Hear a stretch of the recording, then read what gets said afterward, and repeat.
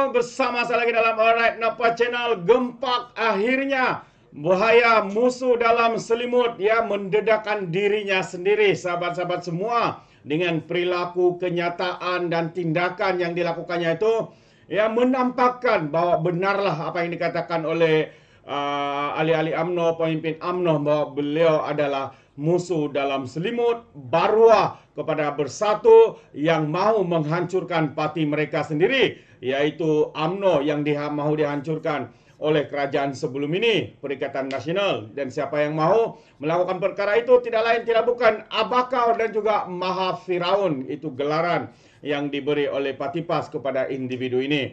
Jadi menarik untuk kita ikuti, sahabat semua, kenyataan dan juga pendedahan daripada Lokman Adam. Siapakah musuh dalam selimut ataupun baruah ini. Jadi tanpa melengahkan masa, mari kita dengar pencerahan daripada Lokman Adam.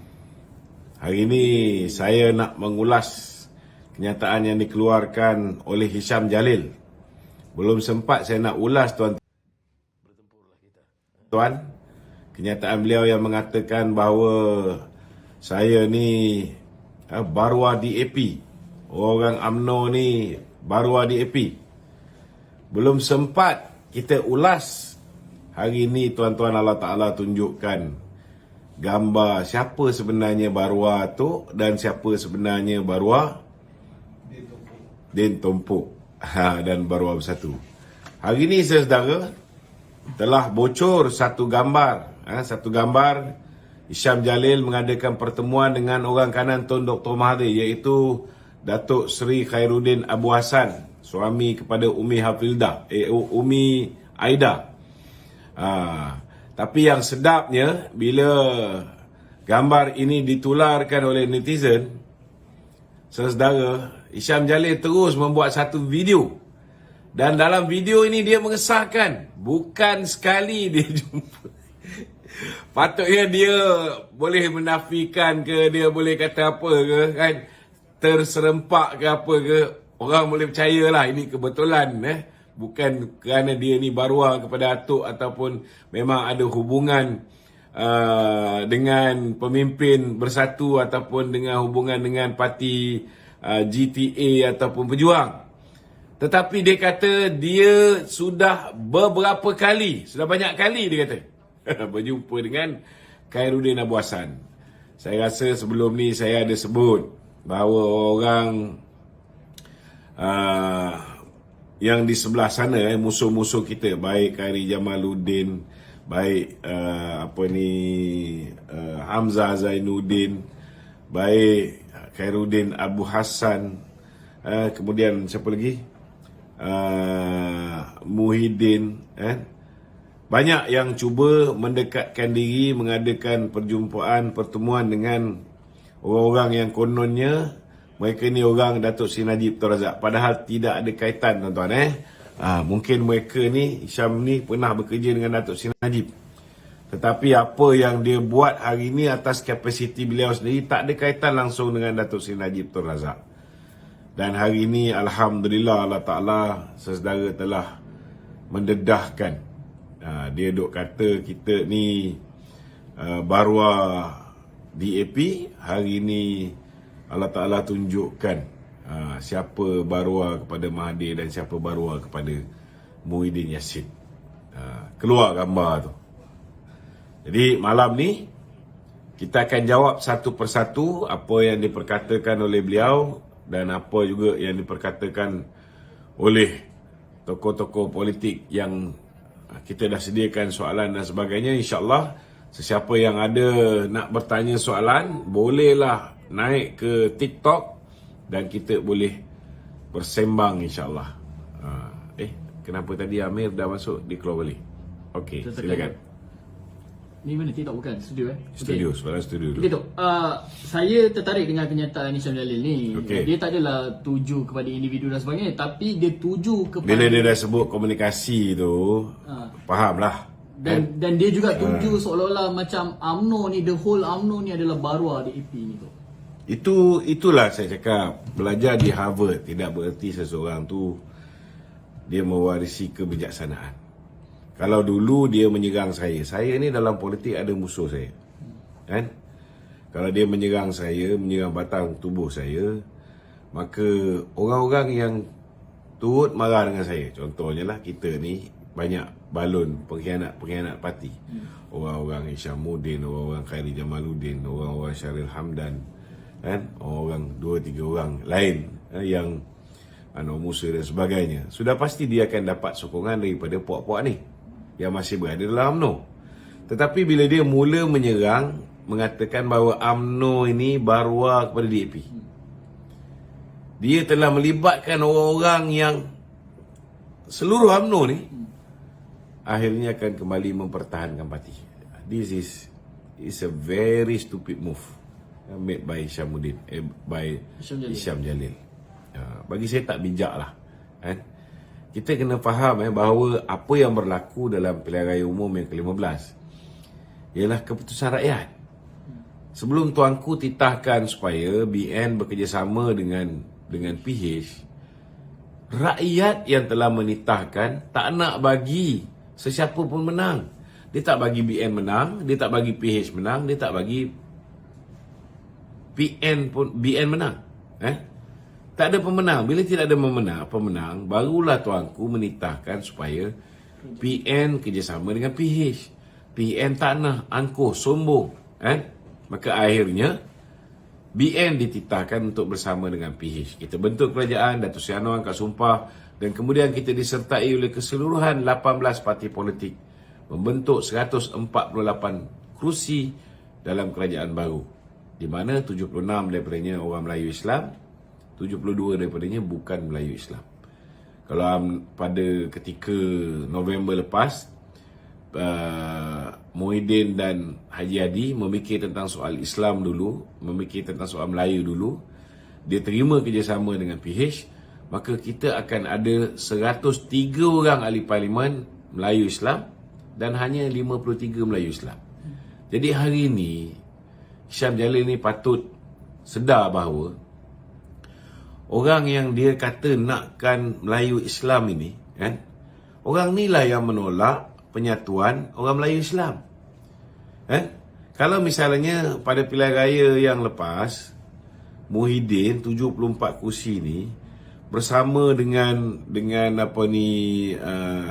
Datuk Seri Anwar, mereka ada jumlah ahli parlimen Melayu Islam yang cukup ramai. Ahli parlimen Melayu Islam begitu kuat. Dan kalau ketika itu kita pula ditawarkan untuk bersama dengan kerajaan tersebut, lagilah bertambah kuat. 103 campur lagi 26, maknanya ada 126 orang ahli parlimen beragama Islam, dan ada 57 orang ahli parlimen yang bukan beragama Islam. Sangat kuat, Tapi siapa yang menolak penyatuan Melayu ini? Jangan lupa Hisham Jalil, kita pernah bagi peluang untuk penyatuan Melayu. Bukan kita tak nak penyatuan Melayu ni.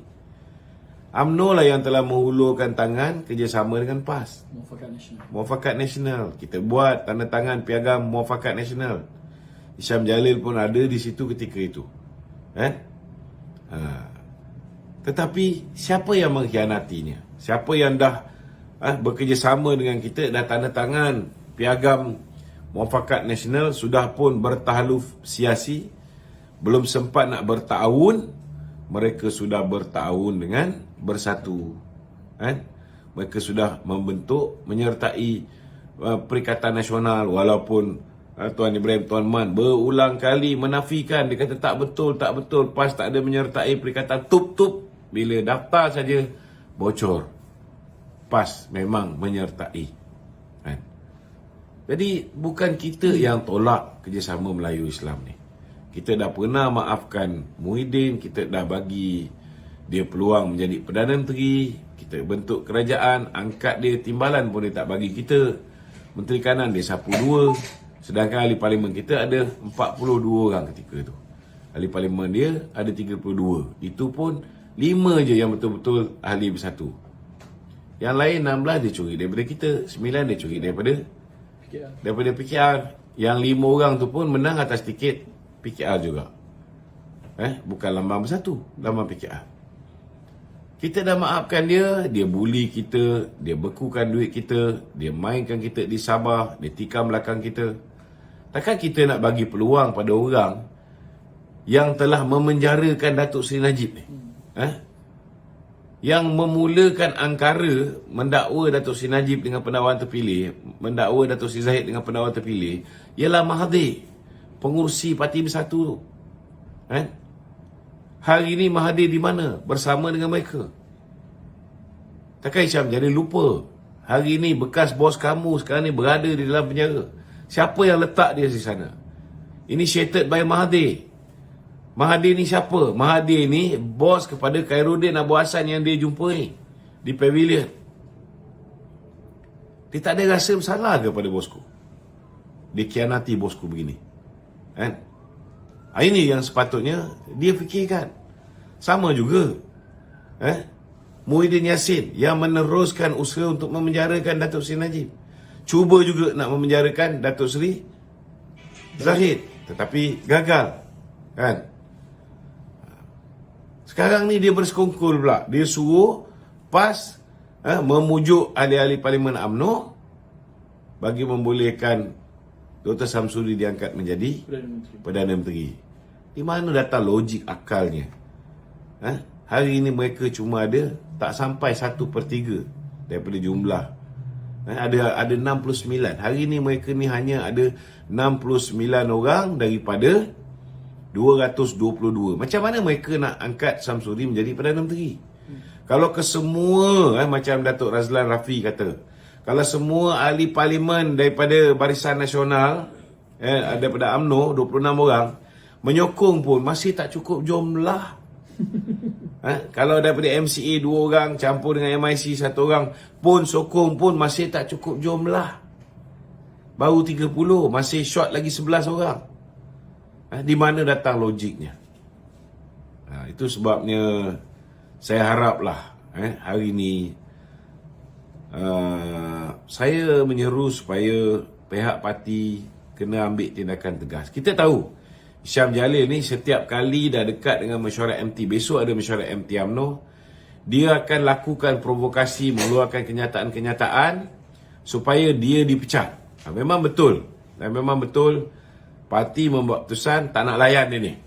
Kita tak nak bagi apa yang dia nak. Biarlah dia jadi kokang mati beragan. Biar. Kita tak nak pecat dia. Tetapi saya rasa bahaya juga bila dah tular gambar beliau mengadakan pertemuan dengan Khairuddin Abu Hassan dan beliau kata itu bukan gambar baru. Ini bukan gambar baru dan dia kata dia banyak kali jumpa. This is very serious. Meaning there is a possibility that he is leaking a lots of information to Khairuddin. Dan Khairuddin sudah pasti akan menyampaikannya kepada Tun Dr. Mahathir. Dalam erti kata lain, kita punya grup WhatsApp pun tak selamat. Kita punya mesyuarat MT ni ada orang yang mempunyai kemungkinan menjadi tali barut kepada musuh kita. Barwa. Kita tak sedap lah panggil Barwa kan. Sama standard kita dengan dia kan. Tetapi dia mempunyai tendensi kebarangkalian untuk memberikan, menyalurkan maklumat kepada Tun Dr. Mahathir yang cita-cita dia memang nak membenam dan membunuh UMNO. Dan ini sangat bahaya. Saya harap besok mesyuarat MT kita buat satu keputusan. Setidak-tidaknya kita kena keluarkan dia daripada grup WhatsApp MT ni. Saya besok mungkin saya akan membuat cadangan ni. Sebab parti tak nak layan dia ni. Kita tak nak bagi, tak nak pecat dia. Sebab dia shock kalau dia pecat.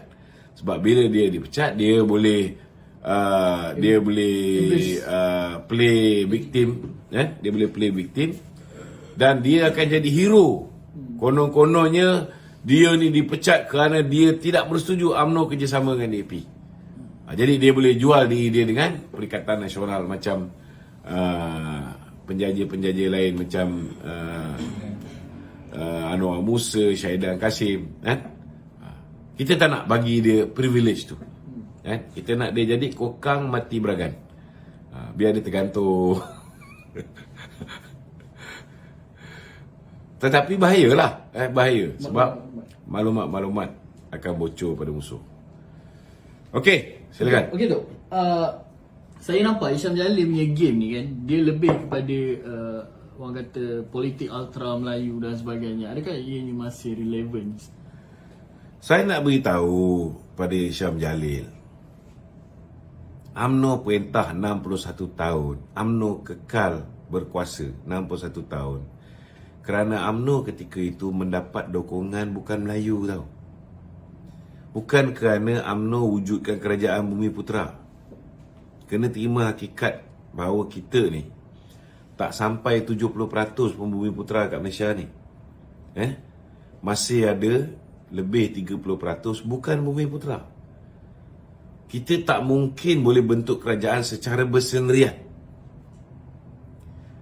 dan stabil. Bentuk kerajaan secara bersendirian possible. Kalau semua wakil rakyat Melayu ni bersatu, kita boleh bentuk kerajaan secara bersendirian. Tetapi ianya akan jadi kerajaan yang tidak stabil, macam mana apa yang berlaku dalam tempoh penggal yang lepas. Sekejap jadi Perdana Menteri hanya ada 126 orang. Bungkus Mahathir. Sekejap jadi Perdana Menteri hanya ada 114 orang. Bungkus Muhyiddin. Sekejap jadi Perdana Menteri hanya ada 114 orang. Akhirnya Ismail Sabri terpaksa tunduk dengan desakan-desakan untuk bubarkan pilihan raya. It's not going to be a stable government. Bila kerajaan tak stabil, pelabur lari, peluang pekerjaan hilang, kadar pengangguran meningkat, pertumbuhan ekonomi menguncup, akhirnya banyak masalah lain akan berlaku. Keadaan ekonomi akan lebih teruk, hidup rakyat akan lebih terjejas, beban hutang rakyat tanggung akan bertambah. Akhirnya apa akan berlaku pada negara kita? Kita hari 61 tahun BN memerintah ni, kita ketika itu memerintah bersama rakan-rakan BN yang mendapat sokongan masyarakat bukan Melayu sama. MCA pada ketika itu menyumbang banyak kerusi. MIC menyumbang banyak kerusi.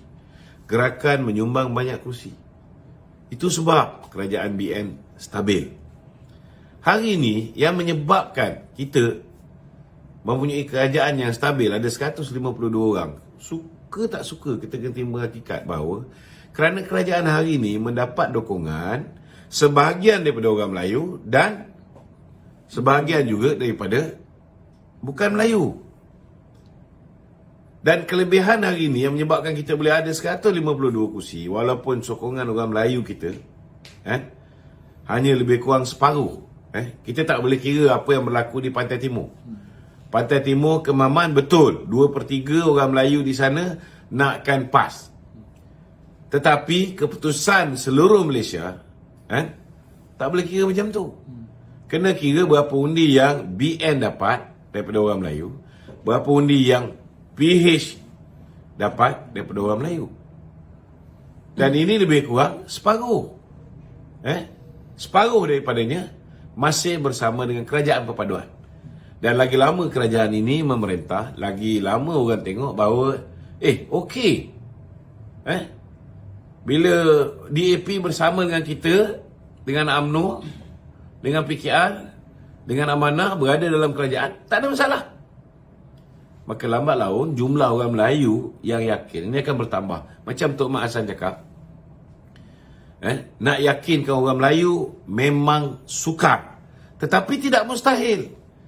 Kita sebagai pimpinan UMNO sewajarnya kita memainkan peranan meyakinkan orang Melayu untuk bekerjasama dengan rakan baru bukan Melayu kita ni. Bukan kita tak pernah berkawan dengan rakan bukan Melayu. Kita pernah berkawan dengan MCA. Kita pernah berkawan dengan gerakan. Kita pernah berkawan dengan MIC. Tak ada masalah. Kenapa hari ini kita tak boleh berkawan dengan rakan bukan Melayu daripada DAP?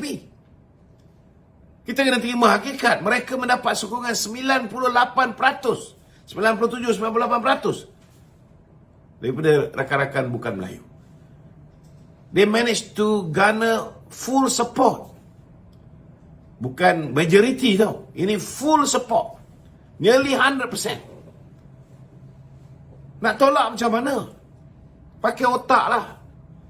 Nak tolak macam mana? Dalam keadaan orang Melayu dah berpecah belah dibuat oleh Mahathir ni, hari ni kau boleh bersekongkol dengan Mahathir.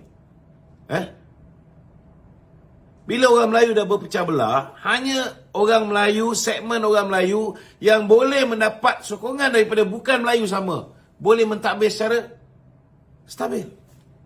Dan ini dah terbukti hari ini. Cuba kalau itu hari sekata 15 orang yang Muhyiddin dapat tu, it's not going to be a stable government. Betul lah ramai bumi putera dalam kerajaan, tetapi adakah ianya stabil? Dah terbukti tak stabil. Kalau sebelum pilihan raya 2022,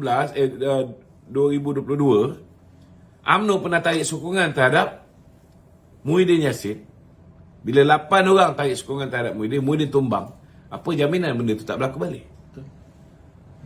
Tambahan pula dengan sikap attitude Muhyiddin yang khianat kepada kita, tikam belakang kawan-kawan yang mengangkat dia menjadi Perdana Menteri, cuba nak menganiaya Datuk Seri Najib dan Datuk Seri Zahid.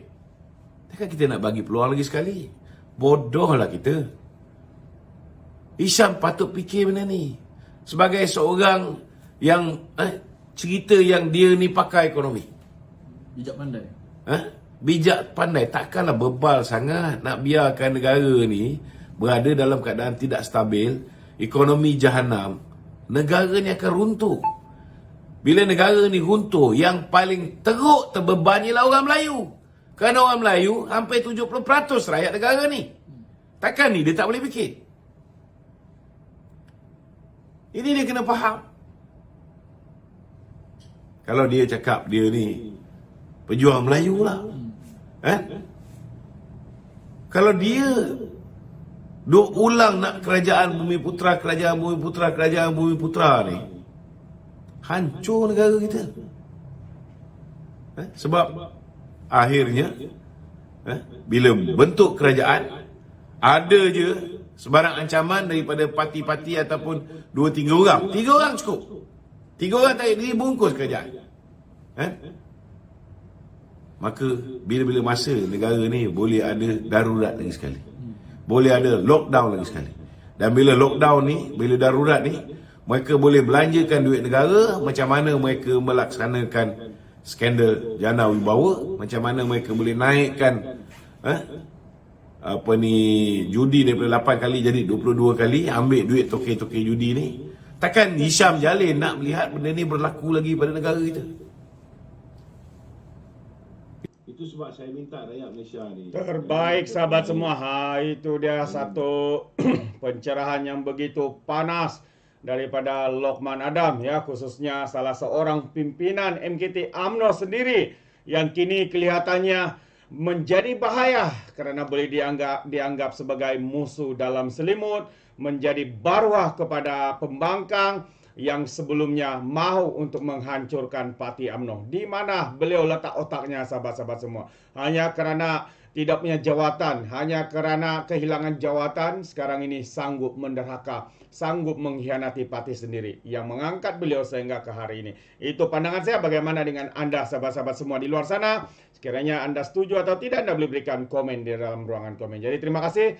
Izinkan saya untuk mengundurkan diri, dan seperti biasa peribahasa mengatakan, tak apa-apa kangkap 2 tahun keinginan. Dalam bahasa Melayu, tepuk dadah, tanya selera. Sekian saja daripada Alright Napa Channel.